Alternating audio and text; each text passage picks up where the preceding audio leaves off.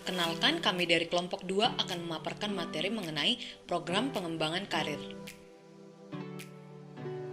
Yang menjadi fokus bahasan mengenai program pengembangan karir ini yaitu yang pertama, pengertian program pengembangan karir.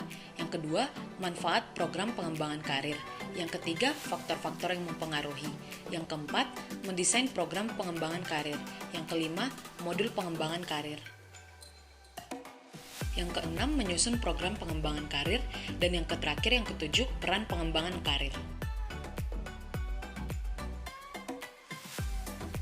Menurut Komang, pengembangan karir adalah peningkatan pribadi yang dilakukan seseorang untuk mencapai sebuah rencana karir dan peningkatan yang dilakukan oleh Departemen Personalia untuk mencapai suatu rencana kerja sesuai dengan jalur atau jenjang organisasi. Program pengembangan karir merupakan salah satu dukungan perusahaan sebagai upaya mendorong dan memotivasi karyawan agar mampu mengembangkan karirnya menjadi lebih baik lagi. Pengembangan karir menjadi salah satu fokus perusahaan untuk memberikan kesempatan bagi para karyawan agar mampu menggali potensinya. Melalui program pengembangan karir yang terencana, motivasi dan produktivitas kerja karyawan akan meningkat, begitupun dengan tingkat kepuasan kerja. Hal tersebut akan mendorong performa dan kontribusi karyawan menjadi lebih baik. Pada akhirnya, program ini akan berdampak pada kemajuan perusahaan yang lebih progresif. Dalam praktiknya, terdapat 3 unsur penting yang mendukung program pengembangan karir, yaitu individu atau karyawan itu sendiri, yang kedua manajer, dan yang ketiga ada perusahaan. Selanjutnya, manfaat pengembangan karir bagi perusahaan. Yang pertama, mendukung karir path setiap karyawan. Setiap karyawan pasti ingin memiliki jenjang karir yang terus berkembang secara vertikal. Hal ini merupakan salah satu tanggung jawab perusahaan untuk memberikan kesempatan mengembangkan potensi, minat, keterampilan, dan kemampuan yang dimiliki oleh karyawan. Yang kedua, keterbukaan antara karyawan dan perusahaan perihal rencana karir. Perusahaan dapat memberikan informasi kepada para karyawan tentang kesempatan meraih jabatan dan kemungkinan-kemungkinan realistis yang bisa didapat dari perusahaan. Yang ketiga, menyelaraskan tujuan perusahaan dan karyawan. Karyawan yang berhasil mengembangkan potensinya dan meraih posisi atau jabatan yang lebih tinggi akan berkontribusi dan memiliki tanggung jawab yang lebih kompleks bagi perusahaan. Hal tersebut akan berdampak bagi perusahaan untuk membantu memperkuat pelaksanaan program-program dan tercapainya tujuan perusahaan. Yang keempat, mengurangi tingkat turnover. Pengembangan karir membuka kesempatan bagi karyawan yang ingin meningkatkan karirnya melalui pelatihan dan edukasi. Setiap karyawan pasti tidak ingin mempunyai karir yang stagnan. Mereka menginginkan perubahan jabatan ke arah yang lebih baik. Selain untuk mendapatkan penghasilan, tujuan karyawan bekerja juga untuk mencapai kesuksesan karir. Yang kelima, iklim kerja perusahaan yang jadi lebih baik. Iklim kerja yang baik di perusahaan akan semakin mendorong semangat kerja karyawan, serta menumbuhkan karyawan bermental sehat. Jika setiap karyawan merasa puas dengan situasi dan kondisi bekerja, maka lingkungan perusahaan akan lebih kondusif. Manfaat pengembangan karir bagi karyawan. Yang pertama, mampu memahami dan mengembangkan passion-nya. Untuk bisa mengembangkan karirnya, seorang karyawan harus mampu mengenali passion atau minat dan bakat yang dimiliki. Dengan memahami passion, produktivitas, kreativitas, dan inovasi seorang karyawan akan lebih berkembang karena ia mengerjakan apa yang ia sukai. Yang kedua, motivasi kerja meningkat. Program pengembangan karir akan membuat karyawan memiliki tingkat kepercayaan diri yang lebih baik karena mereka diberi kepercayaan untuk mengembangkan potensi yang dimiliki. Motivasi diri akan tumbuh dengan baik jika memberi karyawan kesempatan untuk berkembang. Yang tiga, relasi yang semakin luas. Pengembangan karir akan membuat karyawan memiliki kesempatan bertemu dengan banyak pihak, baik internal maupun eksternal perusahaan. Karyawan bisa memanfaatkannya untuk membangun relasi melalui interaksi dan sharing pengalaman sekaligus mempelajari proses kesuksesan karir seseorang. Relasi bisa menjadi faktor yang menentukan kesuksesan karir karyawan. Yang keempat, peningkatan kesejahteraan. Program pengembangan merupakan bentuk jaminan peningkatan kesejahteraan bagi karyawan. Pelatihan, pengalaman, dan pembelajaran yang diterima karyawan menjadi modal untuk berprestasi dan meraih jabatan atau posisi yang lebih tinggi. Hal tersebut tentu juga berpengaruh pada meningkatnya gaji karyawan. Meningkatnya kesejahteraan karyawan juga mempengaruhi kinerja dan loyalitas karyawan terhadap perusahaan, sehingga mereka bisa memberikan kontribusi yang lebih besar untuk kemajuan perusahaan. Selanjutnya adalah faktor-faktor yang mempengaruhi program pengembangan karir. Utomo dan Melian Sugiharto memberikan contoh 9 faktor yang berpengaruh terhadap pengembangan karir individu di suatu organisasi, yaitu yang pertama, hubungan pegawai dan organisasi. Hubungan pegawai dan organisasi berada dalam hubungan yang saling menguntungkan, sehingga organisasi mencapai produktivitas tinggi. Selanjutnya yang kedua adalah personalia pegawai. Seorang pegawai apatis akan sulit dibina karirnya sebab dirinya sendiri tidak peduli dengan karirnya sendiri. Yang ketiga adalah faktor eksternal. Sebuah organisasi menjadi kacau lantaran ada intervensi dari pihak luar. Yang keempat adalah politicking dalam organisasi. Perencanaan karir akan menjadi sekedar basa-basi jika ada virus politicking. Yang kelima adalah sistem penghargaan. Organisasi yang tidak memiliki sistem penghargaan akan mengakibatkan pegawai yang berprestasi disamakan dengan pegawai yang malas. Yang keenam adalah jumlah pegawai. Semakin banyak pegawai, semakin ketat persaingan untuk menduduki jabatan. Sebegitupun sebaliknya. Yang ketujuh adalah ukuran organisasi. Semakin besar organisasi, semakin kompleks urusan manajemen kepegawaian. Yang kedelapan adalah kultur organisasi. Kultur semakin banyak akan mempengaruhi pengembangan karir yang ada dalam organisasi tersebut. Selanjutnya yang terakhir adalah tipe manajemen. Ada manajemen yang cenderung kaku, otoriter, tersentralisir, tertutup, dan tidak demokratis. Mendesain program pengembangan karir.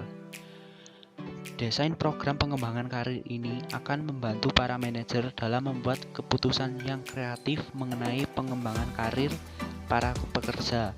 Untuk itu perlu dibedakan atas 3 fase dalam mendesain program pengembangan karir yang terdiri dari 1. Fase perencanaan, 2. Fase pengarahan, 3. Fase pengembangan. Yang pertama, fase perencanaan. Fase ini merupakan aktivitas menyelaraskan rancangan pekerja dan rancangan organisasi mengenai pengembangan karir di lingkungannya. Tujuan dari fase ini adalah untuk mengidentifikasi kelebihan dan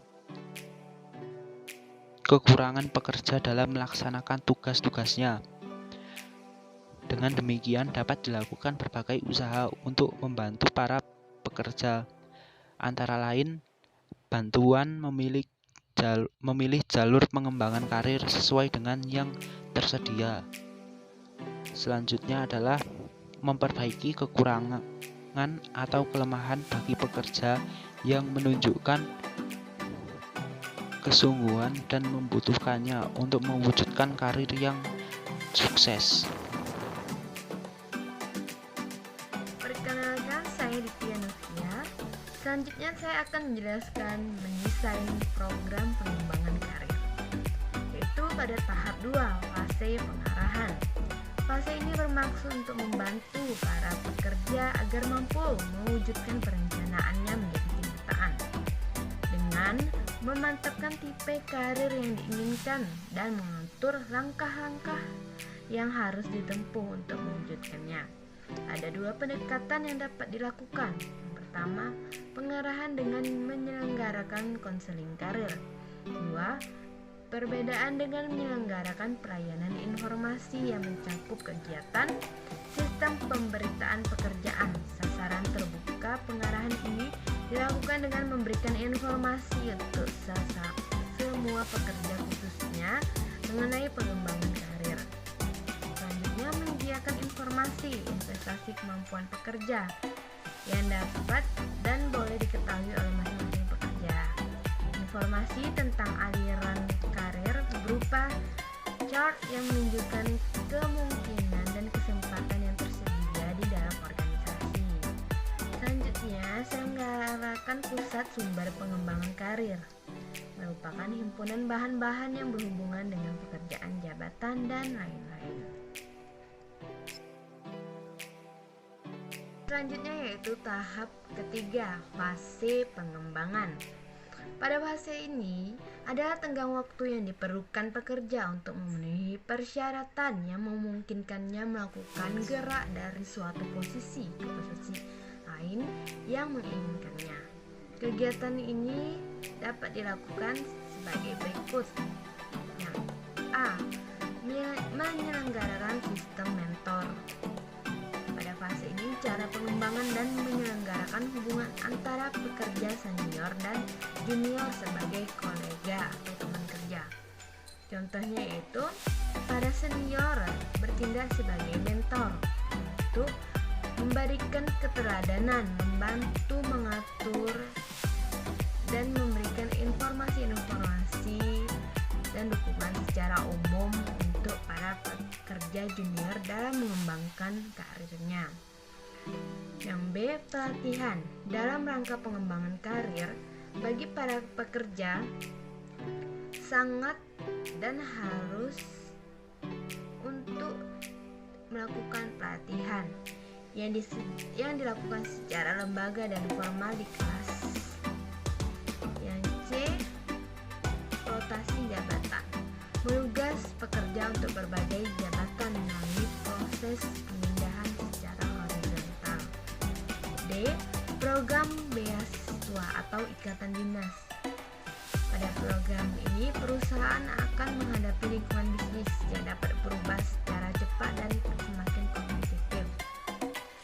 Oleh karena itu, kebutuhan dalam menghadapi kompetitif itu yaitu menyediakan beasiswa atau ikatan dinas bagi para pekerja sebagai mendukung upayanya dalam meningkatkan pendidikan di luar organisasi. Selanjutnya yaitu model pengembangan karir. Menurut Byers dan Rui 2000, pengembangan karir merupakan aktivitas formal dan berkelanjutan yang merupakan suatu upaya organisasi untuk mengembangkan dan memperkaya sumber daya manusianya dengan menyelaraskan kebutuhan mereka dengan kebutuhan organisasi. Dari pengembangan konsep ini, maka kita mengenal 3 model pengembangan karir, yaitu 1. Model siklus hidup atau life cycle model, merupakan pengembangan karir yang sifatnya pasti. Seseorang akan berpindah pekerjaannya melalui perbedaan tahapan karir. Dalam model ini, peran organisasi sangat besar dalam menentukan karir seseorang. Kedua, model berbasis organisasi, yaitu model pengembangan yang menjelaskan bahwa karir seseorang akan melalui tahap-tahap akhir. Tahap-tahap karir, tapi di dalam model ini juga dijelaskan bahwa dalam proses pengembangan karir ada proses pembelajaran bagi karyawan untuk memiliki jalur karir yang pasti. 3. Model pola terarah. Dalam model ini, karyawan dibimbing atau diarahkan untuk membuat keputusan sendiri mengenai seberapa cepat mereka menginginkan kemajuan dalam karir mereka. Menyusun program pengembangan karir. Mengintip rekaman The Bell's Careers, Susanna M. Hellfire, seorang HR dan manajemen konsultans, menjelaskan beberapa langkah dalam merencanakan program pengembangan karir oleh perusahaan untuk karyawannya, itu sebagai berikut. Yang pertama, membuka sesi diskusi secara terbuka untuk karyawan. Seorang manajer atau divisi HR bisa menanyakan kepada karyawan apa mimpi dan pilihan karir di perusahaan. Gali pemikiran mereka tentang apa perubahan atau progres yang diinginkan karyawan tersebut di perusahaan. Yang kedua, sarankan agar karyawan memikirkan beberapa hal di antaranya, seperti apa pengembangan karir yang ingin capai dalam waktu 3 tahun dan apa pencapaian yang diinginkan tahun ini. Tawarkan peluang yang tersedia di perusahaan sebagai bahan pertimbangan untuk mencapai tujuan karirnya. Yang ketiga, siapkan rekomendasi. Apa yang bisa perusahaan berikan dalam upaya mengembangkan karir karyawannya, serta bentuk dukungan yang diberikan perusahaan untuk tujuan karir karyawan bisa tercapai. 4. Melibatkan karyawan dalam proses merumuskan rencana pengembangan karir. Bersikaplah terbuka dan fleksibel untuk menampung suara dari setiap karyawan. Bisa juga membuat sebuah formulir yang wajib diisi oleh setiap karyawan terkait rencana pengembangan karir, serta apa yang mereka butuhkan untuk mendukung rencana karirnya. Saya akan menjelaskan tentang peran pengembangan karir. Dalam proses pengembangan karir individu atau karyawan dalam organisasi, ada 3 hubungan saling terkait antara individu, manajer, maupun organisasi. Ketiga-tiganya itu memiliki peran masing-masing. Menurut Gary Dessler, peran dalam pengembangan karir ini dibagi menjadi 3, yaitu peran individual, manajer atau pimpinan, dan organisasi. Adapun penjelasannya adalah sebagai berikut. Individu, jadi di sini individu itu yang pertama itu mengemban tanggung jawab atas karir sendiri, yang kedua itu menilai minat, keahlian, dan nilai, yang ketiga itu mencari informasi karir dan sumber dayanya, dan yang keempat yaitu menyusun tujuan dan perencanaan, memanfaatkan kesempatan pengembangan, membicarakan kepada atasan tentang karir individu, dan yang terakhir yaitu mengikuti rencana karir yang realistis. Yaitu manajer atau pimpinan. Yang pertama yaitu memberikan umpan balik pada waktu yang tepat, memberikan dukungan dan penugasan yang membangun, dan yang ketiga itu berpartisipasi dalam diskusi pengembangan karir, dan yang terakhir yaitu mendukung rencana pengembangan karyawan. Dan yang terakhir yaitu organisasi. Yang pertama yaitu mengkomunikasikan misi, kebijakan, dan juga prosedurnya. Dan yang kedua itu menyediakan pelatihan dan kesempatan pengembangan bagi karyawannya. Dan yang ketiga itu memberikan informasi karir dan program karir yang disediakan. Dan yang terakhir yaitu menawarkan berbagai jenis pilihan karir. Dalam program pengembangan karir, kami memberi saran yaitu pengembangan karir mestinya tidak dipahami hanya berlaku untuk dunia usaha ataupun institusi, namun juga dipahami dengan lebih luas. Maka pengembangan karir juga bisa diimplementasikan dalam kehidupan sehari-hari, atau dalam penentuan cita-cita dan juga tujuan hidup. Masukan yang membangun sangat berarti demi kemajuan